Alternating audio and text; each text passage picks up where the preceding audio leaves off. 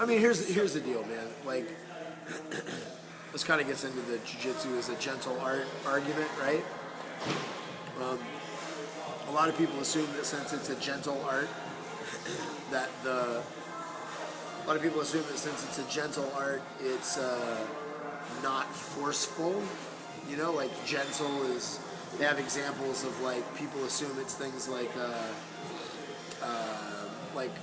sase or something, like a light foot sweep that you don't even feel happening and then it happens, or like whatever, you know, fucking a tomonagi, like shit like that, like things that feel like their momentum got used against them or things, you know.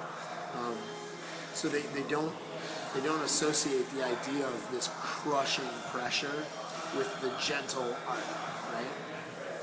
The problem is, I don't think of gentle as the idea of gentle soft.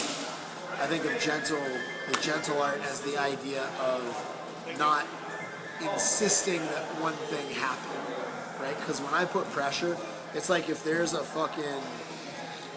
gorilla in that room and I want the gorilla to go out a door, I can't fucking make that gorilla go out the door. There's no way I can just physically grab the gorilla and push him out the door. But if I can bang some pots and pans together over here, I can make him go that way. And if I bang some more pots and pans over here, I'll make him go this way until eventually he's out of the fucking door. So I didn't use force to make him go out the door, but I created situations that caused him pressure to make the decision to go out the door. Do you know what I mean? So it's like when I use pressure with somebody, I'm not trying to make them die from what I'm doing. I'm trying to make them make a decision that is good for me. You know, so if he tries to turn left and I don't like it, I apply a lot of pressure. And so when he turns right, I remove some of the pressure so his brain, like when you're playing hot or colder as a kid, like warm, warm, cold, warm, warm, cold, his brain starts going, this must be the way to go because it's the way that gets me out of the most pressure. You know what I mean? You have to push pause. Yep. Did you ever stop? Nope. It's easier to cut that way. So anyway, the idea with that is to try to affect them with pressure. I'm not putting, I mean, it seems like I'm putting pressure to just make people die, but I'm trying to affect their thinking. I'm trying to either affect their decisions or affect their mentality, you know, because it's kind of like a little bit of weight. You know, if somebody's jogging and somebody else is jogging carrying a 5-pound dumbbell, that's not much, but give them 100 miles and that 5 pounds is going to fucking matter drastically. So if I can make somebody's role, if I can make somebody's experience just suck a little bit, even if it's not debilitating, it's accumulative. Like suffering is accumulative. And then that starts to affect their decisions, and that starts to affect the way that they perform and how they think when they're training, you know? So the benefits of that from the controlling the person applying the pressure's position is that you learn to use pressure as a strategy, not just as a tool, like pressure it sucks, but you learn to use it as a strategy, like as a psychological strategy. And from the bottom person's position, it's really important because you learn to get accustomed to pressure, you know? Because I tell you, guys that train with me, they go to a tournament, they go to a fight, and somebody puts pressure on them, and they literally look like they're gonna laugh, you know? I mean, I've seen guys, Paul was at a tournament one time, and this guy was just making people visibly suffer. And this dude put pressure on Paul, and he, like, had the look on his face like that's gonna get the result that I want, like, yeah. And Paul literally went like this. Like, underneath him, just went, you know? And the guy weighed like 70, 80 pounds more than him, you know?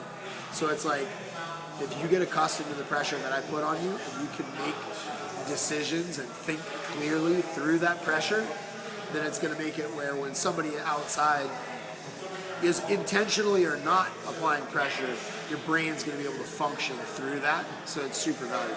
I think from both people's perspective, to be able to use it as a tool and to be able to tolerate it as a strategy, I think are both really important, you know? But that's why I put a lot more pressure than most people, you know? Well, not even more, just thinking about it affecting them psychologically, not just physically. Because most people, when they put pressure, they want to affect your body, and I don't care about your body. Tough guys' bodies don't give a shit. But if you can break their heart, if you can weigh on their mind, if you can subtly affect their decisions, then you can fuck with them, you know? Is that... Do you need longer? Do you need more? No. Is that good? What about the average Joe that isn't an athlete or anything? The day-to-day guy. What's the benefit? Yeah, getting Dude. switched on. Other because of course, yes, using other techniques to distract him to get your way is awesome.